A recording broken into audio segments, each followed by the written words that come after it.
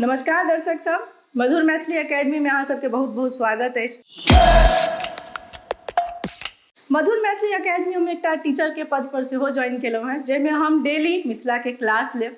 तो आई पहिल क्लास जे है से मिथिला के जिला सबके अछि, तो हम हाजिरी बनेनाइ शुरू करै छी। अहाँ सब अंत तक देखियो। दरभंगा ऐ बौआ, ई एम्स आ हवाई अड्डा लऽ कऽ जे बेसी काबिल बनि रहल छी अहाँ, से तऽ दुलारू बनऽ के कोनो काज नहीं छै। अखन अहाँके बहुत मेहनत के जरूरत अछि।